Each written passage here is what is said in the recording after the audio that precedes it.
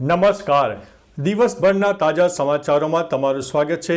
તમારી સાથે હું છું પિનલગીરી ગોસ્વામી.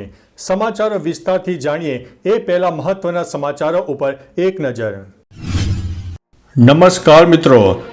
આજે તારીખ 16મી માર્ચ 2025 મહત્વની હેડલાઇન્સ ઉપર નજર નાખીએ તો રાજકોટના સ્વચ્છતા સર્વેક્ષણમાં રેન્ક સુધારવા માટે કવાયત હાથ ધરવામાં આવી છે. ત્યારે આગળ વાત થશે ટીમ ઇન્ડિયાના ખેલાડીને મળી છે મોટી ધમકી. આગળ વાત થશે ઓળાષ્ટક પૂરા, લગ્ન માટે 1 મહિના સુધી રાહ જોવી પડશે. ત્યારે વાત થશે ભાજપ સરકાર ઠાકોર સમાજની પ્રતિભાને અવગણે છે. આગળ વાત થશે અમેરિકાએ દક્ષિણ આફ્રિકાના રાજદૂતને દેશમાંથી હાંકી કાઢ્યા છે. ત્યારે વાત થશે આતંક મચાવનારાઓની અત્યારે ખેર નથી. ત્યારે વાત થશે મેગા બ્રાહ્મણ બિઝનેસ સમિટ 4માં સીએમ હાજર રહ્યા હતા.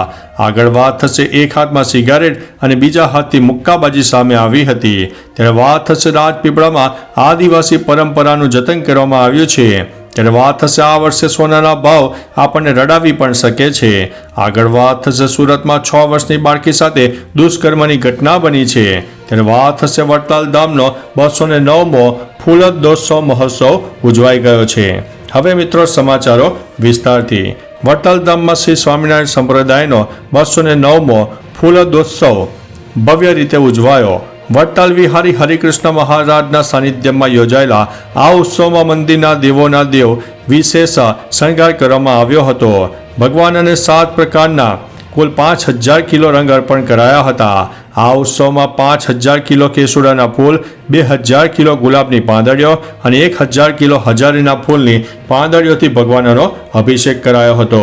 મિત્રો અન્ય મહત્વના સમાચારની વાત કરીએ તો સુરતમાં 6 વર્ષની બાળકી સાથે દુષ્કર્મ. સુરતમાં ક્રાઇમના કિસ્સાઓ સતત વધી રહ્યા છે. ત્યારે ફરી એકવાર નવી ઘટના સામે આવી છે, જેમાં કતારગામ વિસ્તારમાં માત્ર 6 વર્ષની બાળકી સાથે દુષ્કર્મની ઘટના બની. રાત્રિ દરમિયાન અપહરણ બાદ આરોપીએ બાળકીને પોતાનો શિકાર બનાવ્યો. હાલમાં બાળકીને ગંભીર ઇજાઓ થતાં હોસ્પિટલમાં ખસેડવામાં આવી છે. ઘટનાને લઈને કતારગામ પોલીસ અને ક્રાઇમ બ્રાન્ચ સહિતનો કાફલો ઘટના સ્થળે પહોંચી ગયો છે. મિત્રો અન્ય મહત્વના સમાચારની વાત કરીએ તો આ વર્ષે સોનાનો ભાવ રડાવશે. એક અહેવાલ મુજબ મોટી તેજી પછી સોનાના ભાવમાં ઘટાડો થવાની અપેક્ષા હતી, જે આવી ચૂકી છે. અમેરિકા પછી યુકે દ્વારા વ્યાજ દરોમાં ઘટાડો અને વધતા ભૂ રાજકીય તણાવને કારણે સોનાને ટેકો મળી રહ્યો છે, તો ગોલ્ડમાં રોકાણ પણ વધી રહ્યું છે. આ કારણે સોનાની માંગ વધી રહી છે. તેવી આવી સ્થિતિમાં આ વર્ષે સોનું 90,000 રૂપિયા પ્રતિ 10 ગ્રામ સુધી પહોંચી શકે છે. હંમેશા BIS દ્વારા પ્રમાણિત હોલમાર્કવાળું સોનું ખરીદવાનો આગ્રહ રાખો. મિત્રો અન્ય મહત્વના સમાચારની વાત કરીએ તો રાજપીપળામાં આદિવાસી પરંપરાનું જતન. આદિવાસી સમાજમાં હોળી મુખ્ય તહેવાર ગણાય છે. રાજપીપળામાં દર વર્ષે હોળી સમયે આદિવાસીઓ માદરે વતન પાછા ફરે છે. ધૂળેટીના દિવસે તેમની પરંપરાગત ઘેરૈયા લોકનૃત્યની રમઝટ જામે છે.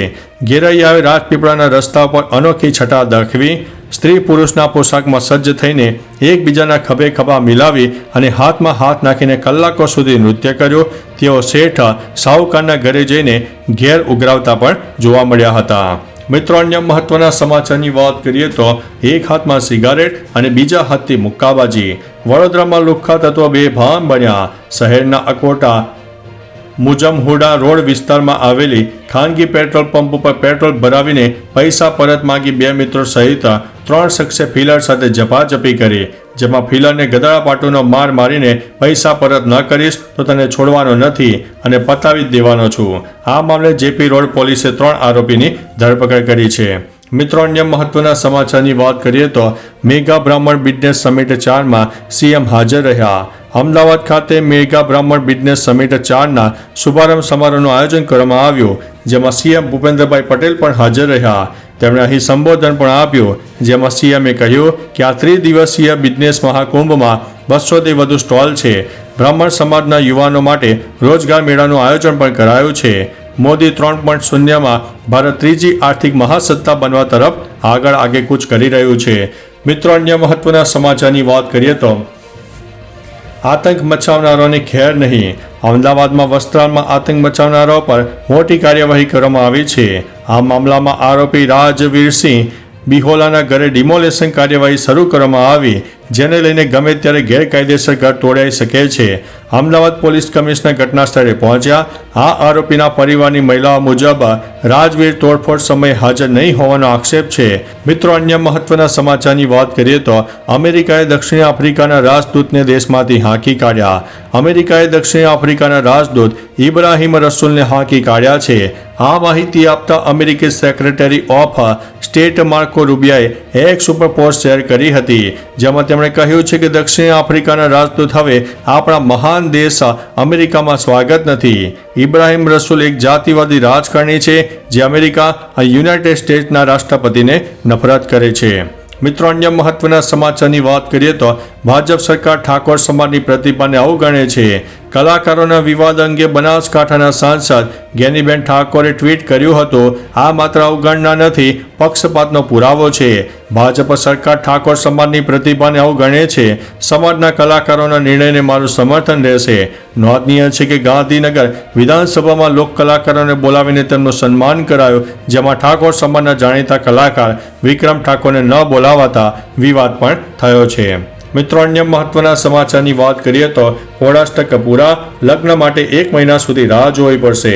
હોળી અને ધૂળેટીનો તહેવાર પૂરો થઈ ગયો એટલે 14 માર્ચના રોજ હોળાષ્ટક પણ પૂર્ણ થઈ ગયા. જોકે હવે 1 મહિના સુધી લગ્ન ગીત નહીં સંભળાય. લગ્ન માટે 1 મહિના સુધી કોઈ શુભ મુહૂર્ત નથી, કેમ કે આ વખતે મુહૂર્ત 14 માર્ચથી શરૂ થઈ રહ્યા છે. હવે લગ્ન માટે શુભ મુહૂર્ત સીધું 14 એપ્રિલથી શરૂ થશે. મુહૂર્તમાં શુભ કામ થતા નથી, પણ લગ્ન સંબંધિત વસ્તુઓની ખરીદી કરાય છે.